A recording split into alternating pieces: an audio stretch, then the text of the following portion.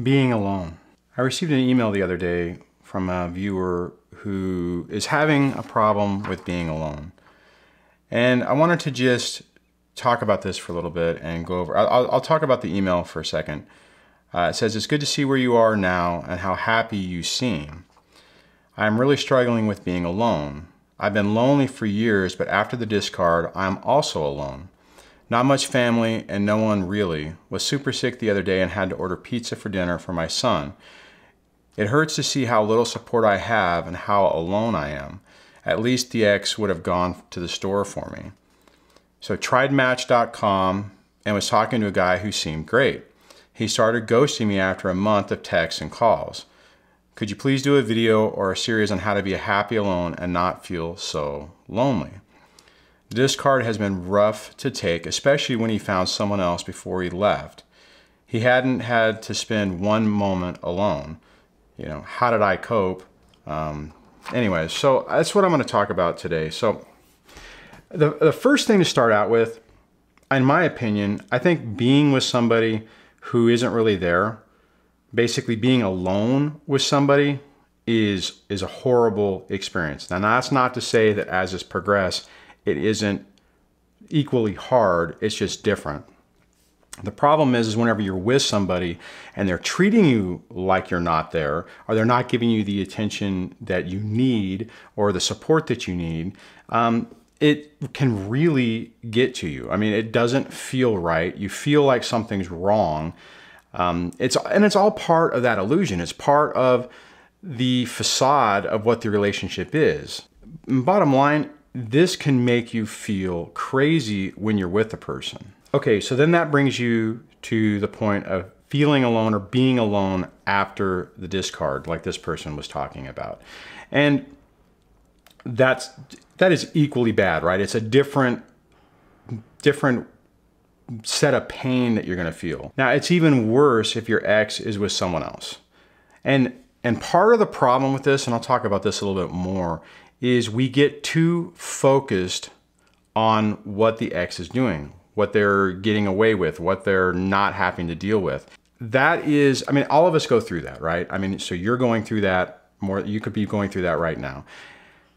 What you have to realize is you have to stop thinking so much about the ex and you have to start focusing on yourself.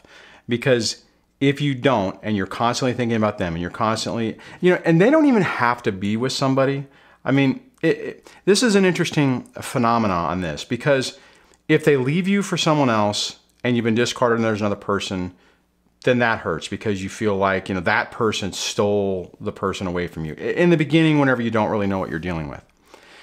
If the person discards you and they don't go for anyone else, and it's like, wow, and this is kind of the situation I was in. It's like, wow, I'm such a piece of crap that I'm not even worthy. I mean, they don't even want to be with me at all. I mean, they don't even need somebody else to replace me. And the other part of it is whenever you're dealing with them, or not dealing with them, but you're watching them, like I said, you're not supposed to be doing, and you just see the appearance that they're happy, that they're doing fine, that it's like just a breath of fresh air that they've gotten away from you. Now, all of this is normal to feel. It's normal to feel this way, and it's part of the different processes or different phases of recovering from this. The one thing that you have to remember is all of it is an illusion, okay? If you're struggling with how things are right now and you're looking at, and whether your ex is with somebody or not, but if you're looking over there at them and you're thinking that they're happier or that they're just nothing is bothering them, you have to remember that your experience with them was an illusion, right? You've lived this. You've gone through this illusion where you thought it was fine and there was this facade. Now think about it. If you look at your situation, more than likely you're going to remember an external facade that people saw and what was happening or what was going on behind closed doors. And more than likely in your situation, it wasn't the same. You know, if everything looked great externally to everybody, behind closed doors, it wasn't great, right? We talked about that earlier, where you were alone when you were with the person. So When you're thinking about it, one, you really have to stop thinking about what your ex is doing. It's destructive, it doesn't help you, it's counterproductive, and it sets you down a path that's just not helpful. And just to be clear, I've done the same thing. The first couple of years of this, when I didn't understand narcissistic personality disorder, I felt the same way. I couldn't get it. I couldn't understand how I was just thrown away like a piece of trash in my mind at the time. And I meant nothing. It's like all that time meant nothing. And it doesn't matter whether that time was a year, 10 years, 20 years, or 30 years. I mean, or more. It doesn't matter, because during that period of time, you were invested in that illusion. Now, this is going to sound tough, but you have to learn to be okay alone. Okay, it's okay to be alone. You know, bottom line is you always have yourself, and you have to learn to be okay with just yourself. Okay, and I know that you may be thinking, well, that doesn't make sense. I don't want to be alone. You know, everyone else has somebody. I should have somebody, or I should have friends, or I should have a family that supports me, and all those things would be great, but it's not always the case. In my situation, I am not really around anybody. I will say I do have family that's a couple hours away, and then family that are 6 to 8 hours away. But even with that, they weren't supportive family. You know, my best support was a small, select handful of friends that were available. And to be perfectly honest, they weren't necessarily the best for my support environment. And we've talked about that before. So when you are desperate for having someone with you, it's not really a good place to be, because your boundaries are less because you need them. You have to get to the point that you're okay being alone, that you can look at it and say, okay, I want to go spend time with Billy. And you're okay with it. Not that, well, Billy really brings me down, and every time I leave after spending time with Billy, I feel really bad. I feel really drained, emotionally drained. But I'm so desperate to be with somebody, to have someone to go to dinner with, or someone to talk to, or have coffee with. It's not good, because you are lowering your boundaries. You're allowing people in your life that really shouldn't be there. And you have to be selective on who you allow into your environment. And until you learn to be okay being alone, until you learn to be self-dependent, self-sufficient on yourself, with yourself, you're at a different, basically kind of like at a different state in this, an emotional state. And it's not easy, right? Like I said, I went through the same thing. I went through, when I was married, the idea of going out to lunch or something alone it didn't scare me, but it made me anxious, right? And then even after that, going out to dinner or doing something by myself seemed odd. I mean, it's just like, people don't do that. Everyone's going to look at me funny. It's not right. What I will tell you is time has progressed, and I've learned to be okay with myself. I've learned that I don't need someone in my environment to make me happy. I can be happy by myself. I can be happy in my own house. I can be happy in a chaos-free environment. Things progress to where going to dinner or going out to lunch by myself is okay. Now, I still like to go out with people, right? I mean, I still will go out to lunch or breakfast or dinner or something with somebody. But equally, I can go to a restaurant, sit down, read the news on my phone, and be okay. And it's really weird. I would have never thought that I could have gotten to that point. And you can get to that point too. It's not unachievable. It takes time, and you kind of have to like build a relationship with yourself.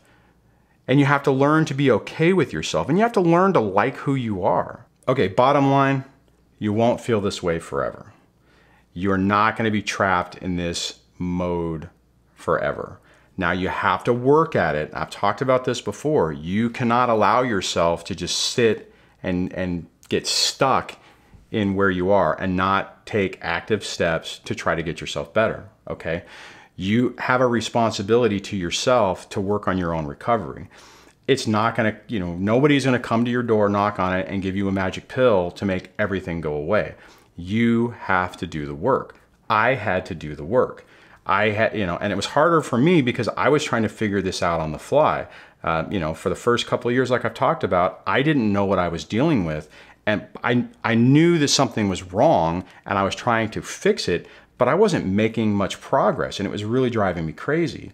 One of the things that helped me through this was a book called Rebuilding When Relationships End. I'll put a link in the description on that. It was a really excellent book. It's not necessarily about narcissism, and it's more, well, basically it's more about just how to rebuild after relationships ends, but it talks about things that correlate with what we all did to get to where we are, all right?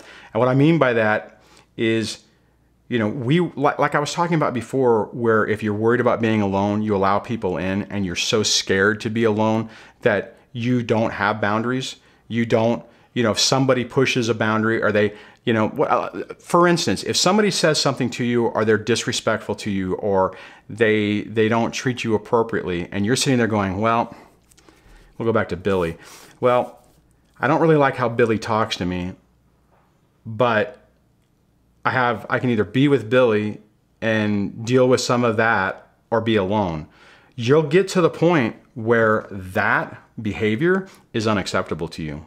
You're not going to put up with it. It's not going to be allowed in your environment and you won't deal with it. And you'll be okay with it. Now, I've even found in my situation that I've looked at people in my past that I've known that I don't interact with as much because it's like, it's not that they don't do anything for me. It's not like I'm not getting something from them.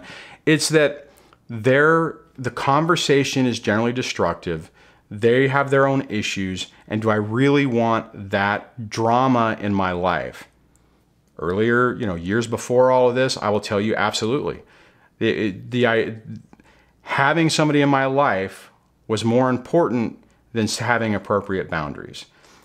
Working on this is going to help you build your boundaries up to where you won't allow unacceptable behavior in.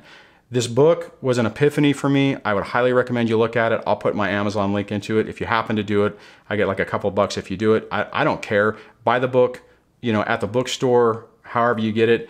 I think it's really helpful and it would be really beneficial for you to read this book. Okay, being alone can be really tough and it feels really lonely, right? You feel like you're isolated. You feel like no one's there for you. You have to be there for yourself and not count on other people. It's a more healthy environment to do that. I know it's tough, and you have to give yourself a break when things are tough. One of the things that was written in this was that they were, wasn't feeling well and ordered pizza instead of making dinner. Hey, I've been there. There are times that I get so wore down that just the idea of trying to make dinner and going through all the hassle, not hassle, but just the process of doing it, sometimes it's easier just to order out. And, whenever you do stuff like that, don't beat yourself up on it. We can only endure so much when we're going through this. And whenever things start getting a little overwhelming and you need to back off to give yourself a break and some rest while you're dealing with this, that's okay. It's all right. So on that, if you've had issues dealing with being alone and you want to add to the discussion, please do that in the comment section below. If you like this channel, please subscribe. If you like the video, please give it a thumbs up, and I will talk to you guys in the next video. Take care.